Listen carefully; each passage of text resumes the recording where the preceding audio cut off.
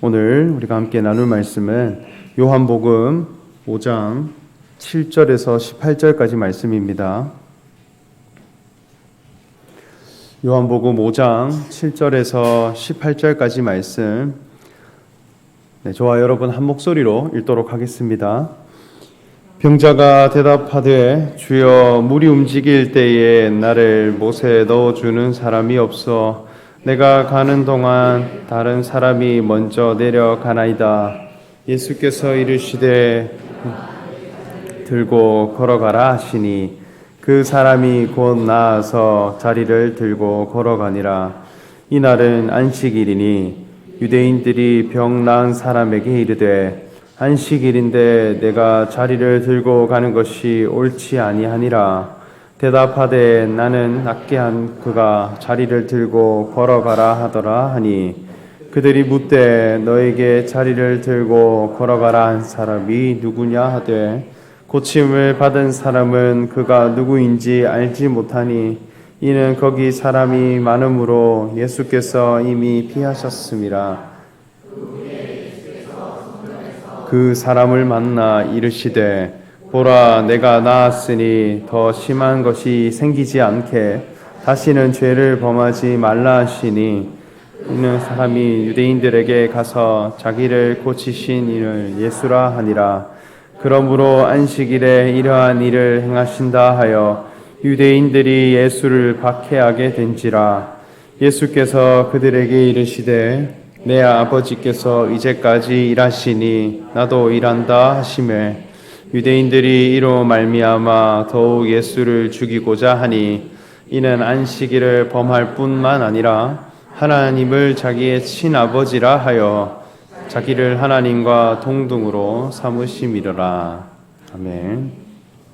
우리가 지난주에 이 본문을 가지고 말씀을 나누었었는데요. 할 내용들이 너무 많아서 앞부분만 설교를 했습니다. 그래서 오늘은 뒷부분에 관한 말씀을 이어가고자 합니다. 예수님께서 명절에 예루살렘을 향해 올라가시는데 양문 곁에 있는 베데스다라고 하는 연못을 지나가게 되었습니다. 여기에 이 베데스다라고 하는 이 연못은 그 이름의 뜻이 자비의 집, 긍휼의 집이라는 뜻을 가지고 있습니다. 그러니까 이곳에 가면 긍휼함과 자비하심이 흘러넘치는 그러한 곳이라는 거예요. 예수님은 제자들에게 말씀하시기를 하나님의 나라는 어떠한 곳인가 할 때 용서함이 이루어지는 곳이다 이렇게 말씀했습니다. 내 형제를 어느 때까지 용서하리까 할 때 7번뿐 아니라 7번을 70번에까지 용서하는 곳이 하나님의 나라다 이렇게 말씀했듯이 이 긍휼함이라고 하는 이 마음은 서로 간에 있는 그 죄와 허물들을 피차간에 용서해가고 그 죄를 해결해주고 또 은혜를 베풀어 갈 수 있는 그 마음이 넘치는 곳, 그것이 긍휼의 집이라 할 수 있는데 이곳에는 어떠한 자들이 모여 있는가 할 때 각종 병든 자들이 모여 있다 이렇게 말씀합니다. 여기에는 맹인도 있고 또 다리를 저는 사람도 있고 또 혈기 마른 사람들이 이곳에 모여 있다 했습니다. 이들이 모여서 무엇을 하고 있느냐? 물을 이렇게 쳐다보고 있는데 천사가 가끔 내려와서 이 물을 움직일 때가 있는데 그때 가장 먼저 들어가는 사람은 어떠한 병이든 회복될 수 있다 믿고 기다리고 있는 것입니다. 그래서 물을 주시하고 있고 늘 들어갈 준비를 하고 있습니다. 그런데 여기에는 가장 먼저라고 하는 조건이 붙어 있어요. 그러므로 여기에는 경쟁 관계가 펼쳐지고 있는 것입니다. 함께 모여 있고 또 함께 뭉쳐 있지만 그 속에는 늘 긴장과 또 내가 먼저 앞서갈 준비를 하고 있다는 것입니다. 그런데 이곳에 38년 된 병자가 예수님께 고백하기를 나를 못에 넣어줄 리가 없다. 자기의 불능과 자기 힘으로는 도저히 그 못으로 나아갈 수 있는 힘이 없는 자이다라는 고백을 내어놓으니 예수님께서 내 자리를 들고 걸어가라 하셨습니다. 그때 그 병든 자가 자기 자리를 들고 걸어가는 회복이 이루어졌다 했습니다. 여기에는 천사를 통해 회복되고자 하는 사람들이 있고 예수님을 통해 회복된 사람이 있습니다. 천사와 예수님의 차이가 무엇일까요? 이 초대 교회에는 천사를 숭배하는 사상이 있다 했습니다. 그래서 천사 숭배 사상에 대해서 많은 사도들이 경계하고 이것을 지켜가고자 애를 썼어요. 하나님과 사람 사이의 연결고리는 천사라고 여기고 믿는 사상입니다. 이 천사 숭배 사상은 우리 신앙에 어떠한 영향을 주느냐 할 때 이것은 곧 금욕주의로 이어졌어요. 그래서 천사 숭배와 금욕주의는 늘 함께 붙어 있는 것입니다. 육체가 가진 욕망과 기질들, 또 어떤 약함들, 어떤 모순됨들, 이것은 다 악한 것이다. 이것은 다 버려야 할 것이라 여기며 통제하고 이 욕망은 억제해서 하나님께 선함이 되어져야 한다. 그렇게 여기는 것입니다. 사람이 생각하기를 영혼은 깨끗하고 영혼은 순수하고 온전한데 이 육체는 악한 것이라 여기고 분리시키려고 하고 구분하려고 하는 것입니다. 그러므로 천사를 숭배함으로 우리가 하나님께 영광에 이르러 보자, 우리가 하나님께 회복되어 보자, 그렇게 여기고 나아가는 생각들이 있더라는 거예요. 그런데 이곳에는 먼저 뛰어 들어간 한 사람만 회복된다고 하는 불공평함이 적용되고 있습니다. 히브리서에서는 말씀하기를 오히려 천사보다 더 뛰어나신 이가 있다. 천사보다도 더 존귀하고 천사보다도 더 영광스러운 이가 있는데 그가 바로 하나님의 아들 되신 예수 그리스도다. 이렇게 주장합니다. 우리 히브리서 2장 5절에서 10절까지 말씀을 우리가 같이 한번 읽어보면 좋겠습니다. 한번 같이 읽겠습니다. 하나님이 우리가 말하는 바 장차 올 세상을 천사들에게 복종하게 하심이 아니라 사람이 무엇이기에 주께서 그를 생각하시며 인자가 무엇이기에 주께서 그를 돌보시나이까. 그를 잠시 동안 천사보다 못하게 하시며 영광과 존귀로 관을 씌우시며 만물을 그 발 아래에 복종하게 하셨느니라 하였으니 만물로 그에게 복종하게 하셨은즉 복종하지 않은 것이 하나도 없어야 하겠으나 지금 우리가 만물이 그에게 복종하고 있는 것을 보지 못하고 오직 우리가 천사들보다 잠시 못하게 하심을 입은 자 곧 죽음의 고난 받으심으로 말미암아 영광과 존귀로 관을 쓰신 예수를 보니 이를 행하심은 하나님의 은혜로 말미암아 모든 사람을 위하여 죽음을 맛보려 하심이라. 그러므로 만물이 그를 위하여 그로 말미암은 이가 많은 아들들을 이끌어 영광에 들어가게 하시는 일에 그들의 구원의 창시자를 고난을 통하여 온전하게 하심이 합당하도다. 아멘. 네, 이 말이 좀 어렵게 표현되고 있습니다. 그런데 이 핵심은 무엇이냐? 하나님은 이 천하 만물을 다스리게 할 그러한 존재. 하나님이 모든 권한을 주시고 영광스러운 존재로 세워가는데 그것을 천사에게 맡기지 않으셨고 오히려 연약함을 가진 사람을 통해 그 모든 권세를 이어가게 하셨다는 것입니다. 오히려 천사보다 못한 사람에게 영광과 존귀로 관을 씌우셨다 이렇게 말씀합니다. 그래서 천사보다 더 크고 온전하신 이가 바로 예수다.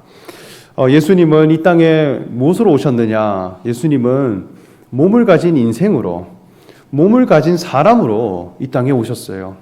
그래서 늘 자기 자신에 대해서 설명하시기를 나는 인자다 이렇게 말씀하죠. 이 인자라고 하는 말은 사람의 아들이다라는 거예요. 사람 중에 사람, 가장 사람다운 사람, 그리고 참 사람의 모습, 사람으로 오셨다는 거예요. 몸을 가지고 있다라고 하는 것은 하나님 앞에 연약함이 있고 또 때로는 위대함을 드러낼 수가 없고 또 불능함과 또 연약함에 휩싸여 있는 그런 조건 안에 오셨음에도 하나님이 그를 아들로 삼으셨다는 것입니다. 천사를 보고 너는 내 아들이다 하지 않고 오히려 고난을 통해 온전함을 얻은 연약함을 인정하고 십자가를 순종하고 또 하나님 앞에 죄인됨을 고백한 그 사람에게 천하 만물을 다스리고 하나님과 동일한 생명을 가진 아들을 허락하셨다는 것입니다.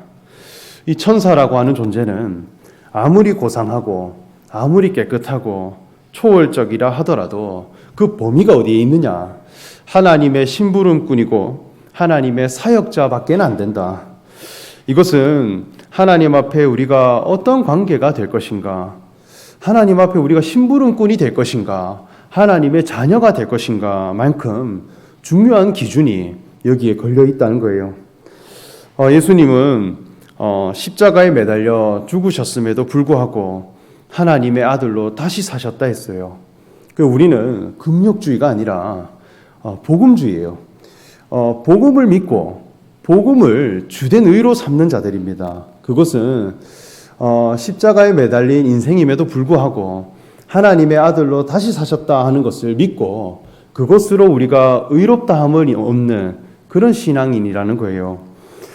아들로 삼는 그 위치가 어디 있냐 할 때 천사처럼 고상하고 불가능이 없고 어떠한 것도 얽매이지 않으며 위대함을 드러내는 그런 위치가 아니라 오히려 하나님의 율법 앞에 우리가 행할 것이 없고 스스로는 우리가 의로워질 수 없으며 우리가 스스로 관리하여서 하나님 앞에 선함을 이루는 것에 대해서는 철저하게 실패하는 그 위치에 우리가 드러나는데 하나님의 마음과 하나님의 본성과 하나님의 의로움이 함께 공유되어져 가는 그 아들로 그 자녀로 거듭나게 하시더라는 것입니다. 이것이 우리가 가져야 할 정말 귀한 비밀이다 그렇게 여겨집니다. 하나님의 관심은 어디에 있느냐? 농부는 씨를 밭에 심어서 열매를 얻는 것 외에는 아무런 관심이 없다고 해요. 그래서 씨를 가지고 있고 늘 밭을 찾아서 어떻게 한번 이 열매를 얻어볼 수 있을까 이것을 위해 살아간다고 합니다. 하나님의 관심도 분명히 있어요. 하나님의 관심도 말씀을 심어 하나님의 마음이 표현되는 그런 한 존재를 찾으시는 것입니다. 그래서 우리를 흙으로 지으셨고 연약함을 가진 그런 존재로 우리를 지으셨다는 거예요. 연약함이 있기 때문에 하나님의 성품인 사랑이 흘러나가는 것입니다. 우리가 복음을 심어서 우리의 신앙이 성장하게 되면 우리에게서 그리스도에 관한 성령에 관한 열매가 쏟아져 나오는데 사랑과 희락과 화평과 오래 참음과 자비와 양선과 충성과 온유라고 하는 이 마음들이 흘러나온다고 해요. 이것은 연약하기 때문에 나와지는 성품들이에요. 이 천사의 위치에 있다면 자비와 양선과 오래 참음이 필요 없습니다. 사랑이 흘러나온다고 하는 것은 반드시 연약함이 있기 때문에 흘러나온다는 거예요. 얼마 전에 제가 다큐멘터리 하나를 봤는데 마을에 사람들이 모여서 막 열심히 밥을 짓고 있는 것을 봤습니다. 그래서 정말 정성 들여서 함께 밥을 지어서 밥을 모으는데 그것을 다 싸서 어디로 향해 가느냐? 산으로 올라갑니다. 많은 사람들이 열심히 밥을 지어서 그것을 싸서 산으로 올라가는데 그 밥을 어디에다 버리느냐? 흙에다가 이렇게 버립니다. 그래서 쫙 펼쳐서 흙에 버린 후에 그것을 낙엽으로 이렇게 덮어요. 몇 개월이 지나고 그 흙에 곰팡이가 가득하게 되면서 그 천연 비료가 되는 것을 봤습니다. 이 사람들이 농부들인 거예요. 그래서 자기가 먹을 밥을 흙에다가 이렇게 투자를 하는 것입니다. 나중에 이 곰팡이들이 수많은 미생물들이 되어서 이 흙에는 이 한 주만 해도 수억 개의 미생물들이 공존하고 살아가고 있다고 해요. 그래서 씨가 심겨지기만 하면 그 생명들이 스스로 싹을 틔우게 하고 열매에 이르기까지 성장하고 또 어떤 것은 견제해가고 또 서로 길러간다고 합니다. 그러니까 이 흙의 장점이라고 하는 것은 무엇이냐 할 때 모든 것이 다 썩어지는데 그 속에 생명을 길러가는 이 풍성함에 관하여서는 탁월하다라는 거예요. 그래서 씨를 가진 농부들은 모든 것을 어디에 투자하느냐? 흙에다가 자기 먹을 양식까지 다 투자해서 오히려 이 열매에 이르게 할 수 있는 그 생명이 풍성하도록 이것을 지켜가고 또 그것을 확보해 가려고 하더라는 것입니다. 하나님의 관심도 마찬가지예요. 하나님은 사랑이시다 이렇게 했죠. 오히려 천사를 자녀 삼으시는 것이 아니라 위대함과 고상함을 가진 그 위치에서 하나님이 자녀 삼으시는 것이 아니라 오히려 약할 때 강함 되신다 했듯이 연약함을 통해서 표현되어질 하나님의 성품, 그것이 풍성해지기를 기다리시고 그것을 위해 일하시는 분이다 이렇게 할 수 있겠습니다. 그래서 이것은 모든 사람에게 미치는 하나님의 의이고 공평한 하나님의 의라 할 수 있겠습니다. 예수님은 그 교훈을 주시기 위해 38년 된 병자를 회복시키신 것이다 이렇게 우리가 교훈으로 받을 수 있겠습니다. 예수님이 이러한 사역을 해가시는데 이 날이 언제냐? 안식일이다 이렇게 말씀했습니다. 이제 이것으로 많은 유대인들이 예수님께 핍박을 하기 시작합니다. 안식일에 사람을 치료하는 의료 행위를 했다는 것입니다. 여기에는 이제 중요한 갈등이 있습니다. 안식일을 바라보는 관점이 다른 것입니다. 이스라엘의 율법에는 안식일을 거룩하게 지키라 하는 계명이 있습니다. 이 날이 되면 어떤 노동도 하지 말며 오히려 일하는 자는, 노동을 하는 자는 돌로 쳐서 죽이라 이렇게 말씀합니다. 38년 된 병자가 있는데 이 사람은 38년 동안 누워 있었다는 거예요. 아무것도 하지 못하고 움직이지 못하고 있는데 안식일에 아무것도 움직이지 않고 누워 있었기 때문에 안식일을 잘 지킨 사람이라 보고 있는 거예요. 그런데 예수님은 병든 자가 일어나 걸어가는 것이 오히려 안식일을 지킨 것이다 이렇게 보고 있는 것입니다. 우리 17절 18절 말씀을 보면 예수께서 그들에게 이르시되 내 아버지께서 이제까지 일하시니 나도 일한다 하시매 유대인들이 이로 말미암아 더욱 예수를 죽이고자 하니 안식일을 범할 뿐만 아니라 하나님을 자기의 친아버지라 하여 자기를 하나님과 동등으로 삼으심이로라 이렇게 말씀합니다. 예수님은 아버지께서 지금 일할 때다. 그러므로 나도 일한다 하는 거예요. 지금 안식일이라고 하는 날짜가 되었는데도 하나님은 지금 쉬지 못하고 있다. 지금 일하고 계시는 중이기에 나도 일한다는 것입니다. 안식일을 행위 규범으로 볼 것인가, 존재 규범으로 볼 것인가, 여기에 굉장히 큰 차이가 나타나고 있는 거예요.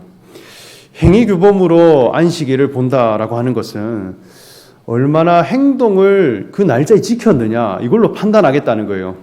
정해진 시간에 정해진 행동을 맞추어내면 그것은 지킨 것이라 보는 것입니다. 그런데 존재 규범이다라고 하는 것은 어떤 존재가 되었느냐, 그 목적이 성취되었느냐 이것을 보는 것입니다. 하나님이 안식일을 지키라 하신 그 목적이 너에게 이루어졌느냐 이것으로 한번 판단해 보자는 것입니다. 하나님이 사람을 볼 때 쉴 만한 사람이 되는 것, 모든 창조 사역을 마치고 하나님이 그 코에 생기를 불어넣으시고 하나님의 형상을 가진 사람이 되었을 때 하나님이 비로소 쉬셨다 말씀합니다. 하나님의 마음에 합한 사람이 나올 때 하나님과 동일한 성품을 가진 존재가 나왔을 때 그 지점에서 하나님은 안식하셨다는 거예요. 그 관계를 표현하면 아버지와 아들의 관계라 할 수 있겠습니다. 이 아들은 아버지와 동일한 생명을 가진 자예요.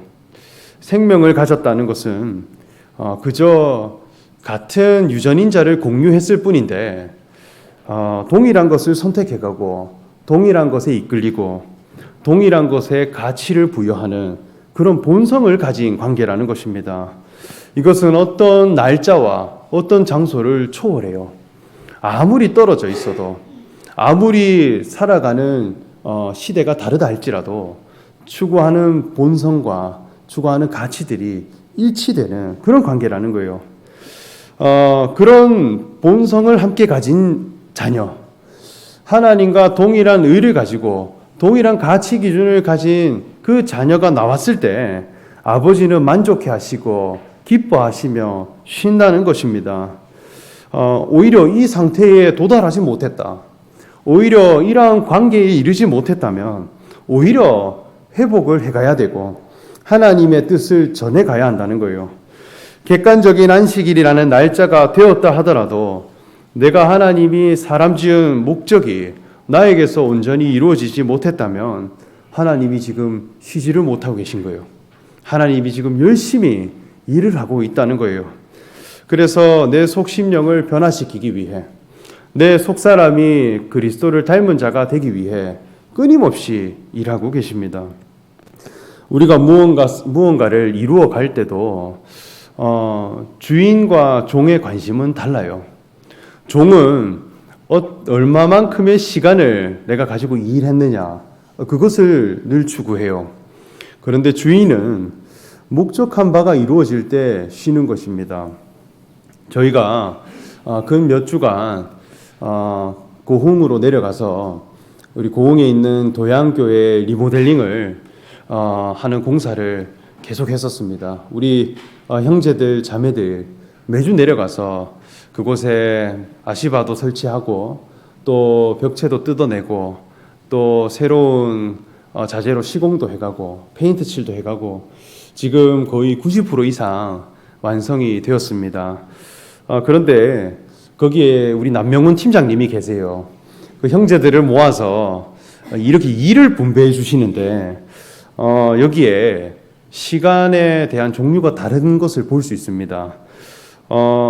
처음에는 얘들아 우리 9시부터 5시까지만 일하자. 하루에 8시간만 우리 일하자. 시간제로 계산해 줍니다. 그래서 5시 되면 다 정리해라. 시간제로 일을 할 때가 있습니다. 그러면 8시간을 채우면 내가 퇴근할 수 있어요. 쉬는 겁니다. 그러면 우리 쉬자. 이것은 근로기준법에서 정한 그 시간이에요. 그래서 그 9시부터 5시까지 모든 사람이 이 시간만 보내면 다 쉴 수 있는 것입니다. 그런데 할당제의 시간이 있어요. 오늘은 시간제가 아니라 할당제다. 이 현장 용어로는 야리끼리라고 하는데 요즘에는 쓰면 안 됩니다. 그래서 오늘은 야리끼리다 이렇게 해요. 그러면 시간 개념이 달라집니다. 얼마만큼 시간을 보냈느냐 이걸로 안 보겠다는 거예요. 기준이 어디 있냐? 완성이에요. 완성될 때 마친다. 이게 할당제의 시간이에요. 목적한 바가 이루어지지 않으면 퇴근은 없다는 거예요. 아무리 열심히 해도 목적이 완성되지 않았다. 그러면 밤을 새서라도 해간다. 반대로 단 1시간을 일했는데 완성이 되었다. 그럼 쉬라는 거예요. 이게 함정입니다. 그래서 오늘 일찍 마칠 수 있겠구나. 열심히 해서 일하자. 그게 아니라 일할 분량이 굉장히 많이 남았기 때문에 끝까지 해가자라는 것입니다. 그래서 팀장은 보고 있다가 고지가 눈앞이다 이렇게 싶으면 시간의 개념을 바꿔버려요. 오늘은 시간제가 아니라 할당제다. 룰을 바꾸면 쉬는 것에 대한 기준도 달라지는 것이죠. 안식일이다 하는 것, 하나님이 6일 동안 일하시고 7일째 쉬셨다 이렇게 말씀했습니다. 너희도 6일 동안 열심히 일하고 7일째에 쉬어라. 이게 안식일의 계명이에요. 근데 그 일이 과연 무엇일까? 하나님이 일하시고 7일째 쉬셨기에 너희도 일을 해라. 그리고 7일째 쉬어라. 그 일이 과연 무엇일까? 하나님의 일은 그리스도가 나오게 하는 것입니다. 그리스도가 회복되어지지 않으면 나는 하루도 보낸 사람이 아니에요. 하루도 살아간 사람이 아닌 것입니다. 예수님 보실 때 38년 된 병자가 있었어요. 안식일을 하루도 보낸 사람이 아닌 것입니다. 자기 자리를 들고 가지 못하고 하나님 앞에 나아가지 못하고 하나님이 주신 성품으로 자기 삶을 다스려 갈 수 없는 그런 병에 걸린 사람이라는 거예요. 이것은 지금 하나님 보시기에 아무리 안식일이 도래했다 하더라도 이것은 안식할 만한 상태가 아니다. 날짜가 도래해도 상태가 아닌 것입니다. 그러므로 예수님은 이것은 분명히 큰 문제가 있다. 오히려 이를 회복시키셔서 하나님 보실 때 쉴 만한 상태에 이르게 하는 것이 진정한 안식일이지 않느냐라고 하는 것을 말씀하는 것입니다. 자비를 베풀어 가고 자기 자리를 들고 걸어갈 수 있는 사람으로 긍휼을 베풀어 예수 그리스도와 동일한 참 사람의 기준을 가진 자가 되고 본래의 존재 위치를 회복되는 것이 아버지가 바라시는 것이고 그것이 아들에게도 귀하게 여겨져 그 일을 행할 수 있는 관계가 되는 것입니다. 하나님이 사람을 지으신 목적을 알게 되면 이 마음이 내 본성 안에서 흘러나온다는 거예요. 그런데 유대인은 그저 안식일이라고 하는 날짜, 하나님의 율법을 어떻게 한번 행해서 그 정확한 시간을 지켜갈 것인가, 행위 규범으로 옳고 그름을 판단해가고 있습니다. 그러나 예수님은 관계의 기준을 두고 있다는 거예요. 어떤 상태의 기준을 두고 있다는 것입니다.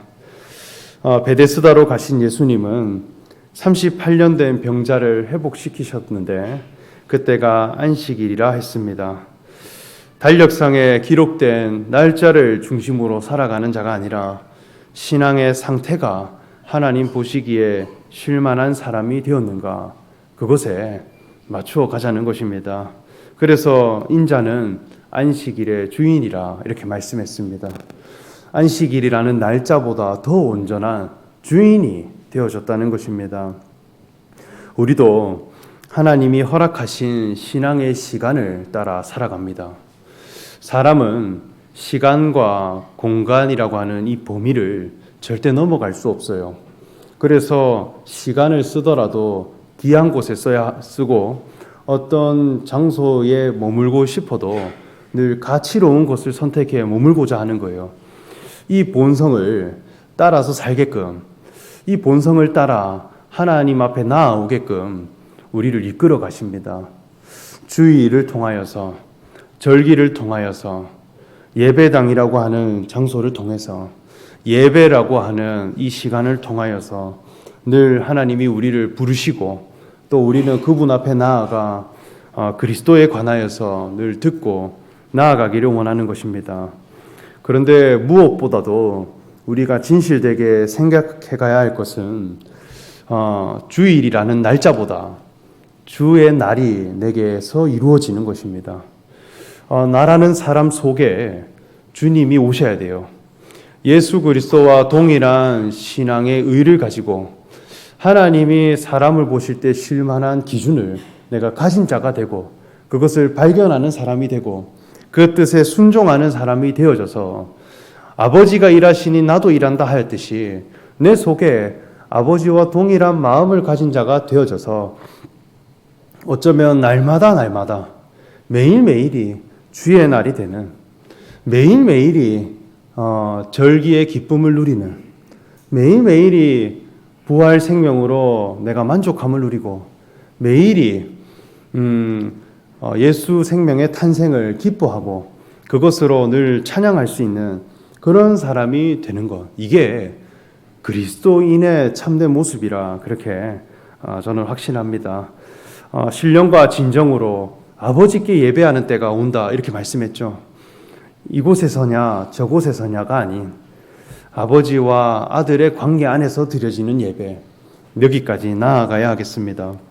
내 속에 예수 생명이 들어오게 되므로 내 모든 생각 같듯이 하나님의 의에 대해 기뻐하고 하나님의 마음을 표현하고 하나님의 뜻을 드러낼 자의 내 삶의 목적이 있다는 것을 알고 내가 몸을 가진 인생임에도 하나님께 감사하고 영광을 돌리고 오히려 하나님의 성품으로 모든 것을 다스려 갈 수 있는 그런 사람이 되게 하는 것, 이것이 진정한 안식일의 본질이라 할 수 있겠습니다.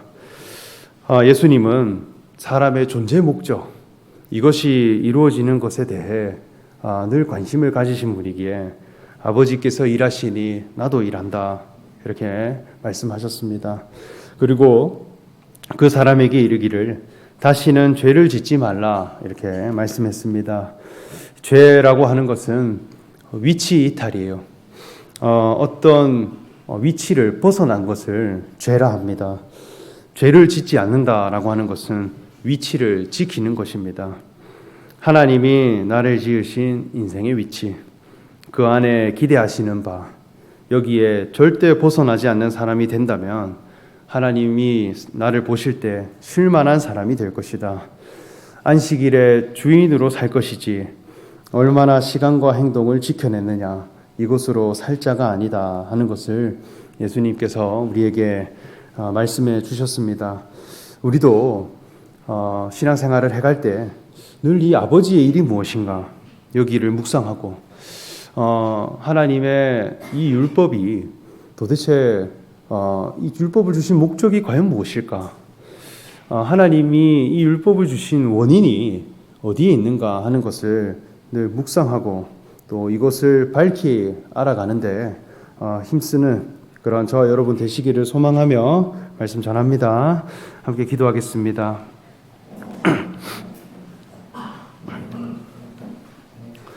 사랑의 하나님, 예수님께서 안식일 날에 38년 된 병자를 회복시키시며 아버지께서 일하시니 나도 일한다, 이렇게 말씀하셨듯이 우리가 하나님의 율법 앞에 나아갈 때에 행위 규범으로 우리가 하나님께 나아가는 것이 아니라 하나님께서 안식할 만한 그 존재가 누구인가 하는 것을 우리가 발견하고 그 목적이 우리 신앙 속에 이루어져서 하나님과 동일한 마음과 뜻을 가진 사람이 되어 우리가 늘 하나님 보시기에 안식할 만한 그 신앙에 이르고 하나님이 만족하시고 나도 내 삶을 볼 때 만족할 수 있고 나도 내 형제를 볼 때 만족할 수 있을 만한 그 분명한 신앙의 목적이 성취된 우리 모두가 되게 하여 주시옵소서.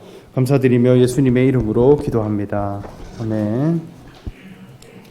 다 함께 찬송가 401장 찬송하겠습니다.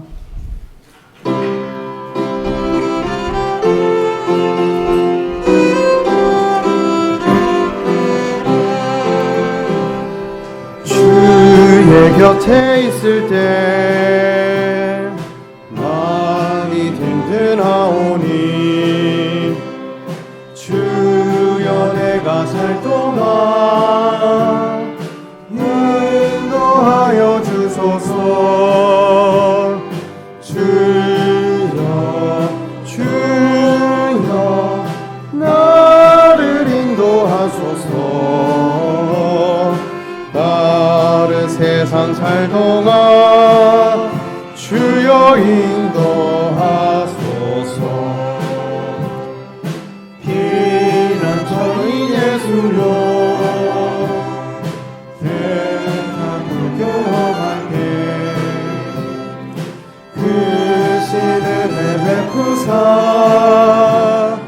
나를 숨겨주소서. 주여 나를 인도하소서. 바른 세상 살 동안 주여 인도하소서. 세상 풍파질 나는 영화로운 나라와 눈물 없는 곳으로 들어가게 하소서. 주여 나를 인도하소서. 다른 세상 살 동안 주여 인도